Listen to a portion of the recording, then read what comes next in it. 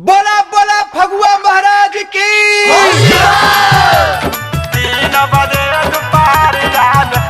Music by Riya studio Khagaria.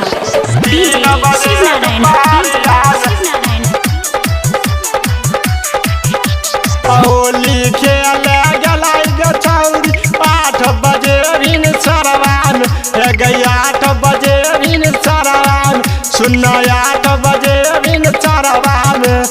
रंग डालतो तोरा गे छौरा चोली के गई भितरियान रंग डालतो सोनमा छौरा 3 बजे दुपहरियान रंग डालतो चुड़ा छौरा 3 बजे दुपहरियान शिव नारायण 3 बजे दुपहरियान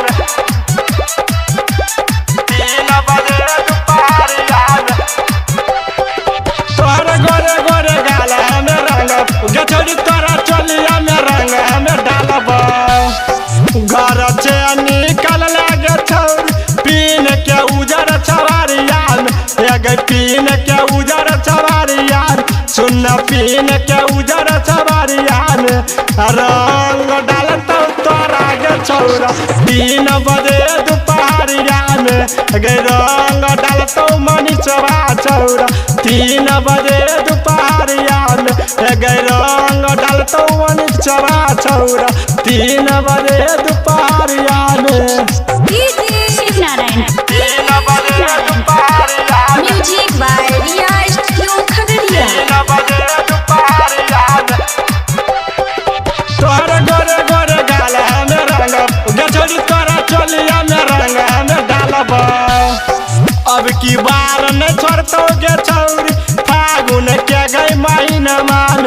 गई फागुन के गई महीना मान सुन फागुन के गई महीना मान रंग डालतो तोरा गे छौरा चोली के गई भितरियान गई रंग डालतो गोतमा छौरा 3 बजे दुपहरियान गई रंग डालतो राजसवा छौरा 3 बजे दुपहरियान शिव नारायण 3 बजे दुपहरियान 3 बजे दुपहरियान तोहर गोरे गोरे गाला में रंग गछड़ी तोरा चोलिया में रंग में डालब